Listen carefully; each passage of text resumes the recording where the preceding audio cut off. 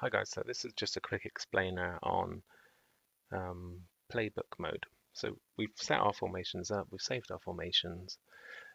What I can do, if I go to the pitch tab at the bottom here, I can clear the pitch. So you can see maybe we've come in fresh, we've started again.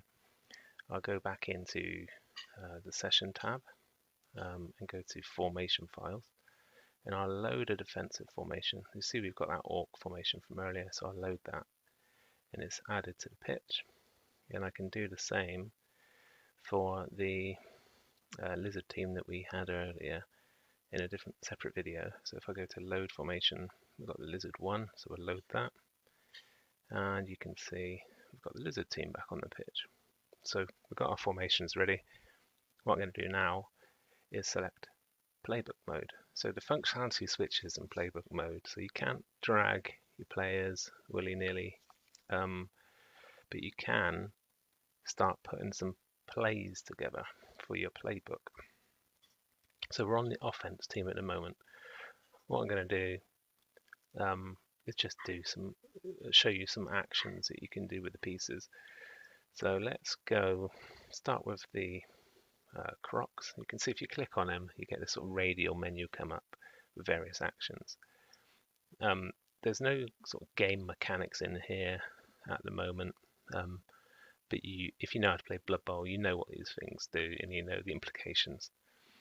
So I'm going to just press block. I'm going to choose this troll, and you can see once I've chosen block, I've chosen the piece to block, and then I get presented with the places to push him. So I can choose 1 or 2 here. So I'm going to choose 2, and then I have to choose a follow-up action, so stay put or follow up. In this case, you can either tap on the control panel at the bottom, or you can actually tap on the square. And that completes that action automatically for you. Not all actions complete automatically because they require further choices. But if you play Blood Bowl, you know that is probably the case. So just to show you something else here. So if you go to the player tab, you can actually switch on tackle zones. And when you do have tackle zones on, and you choose a piece, you can see that as well as getting the modifiers on the pitch, you also can see the opponent's tackle zone or your own tackle zone or both tackle zones if you toggle through them.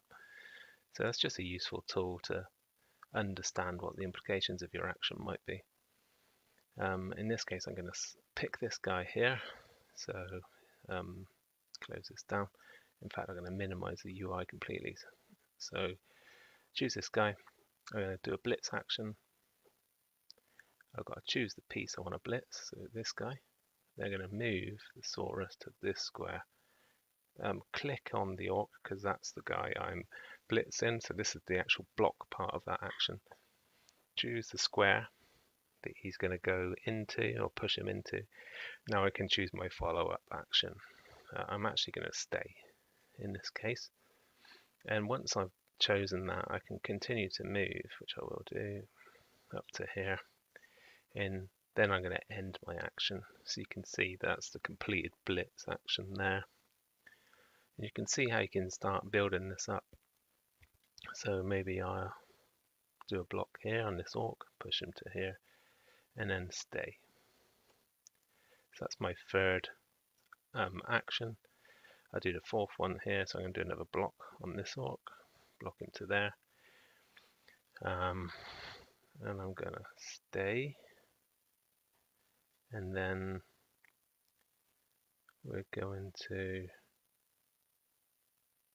move this guy around. You can see I'm just sort of building up a potential play here. Maybe you might do something like this to illustrate what your move was during a previous game. In order to get a skink up the field, for example, we can go back to the player tab, press tackle zones, just to illustrate the fact that this is a reasonable defensive or offensive maneuver to screen off a potential avenue up the pitch.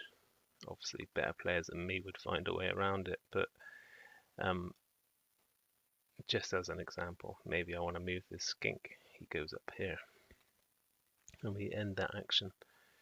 And then we think, okay, he's relatively safe. Maybe next turn, what we might do is try and advance him further, maybe give him the ball, etc., etc. So you could use this to illustrate play examples to novice players, for example. Maybe you want to save a brilliant play that you did during a recent game on tabletop and save that and reference it in the future. Perhaps you could take a photo of a game state on tabletop and then later come back to it and replicate it within the app to see what your options might have been. So there's various things you can use this for. The one example I tend to use a lot is one-turn touchdowns, which it is very good for. Chain pushing, various skills that might have implications such as stand firm or sidestep. But yeah, there you go. Have a play. Let me know what you think. Cheers.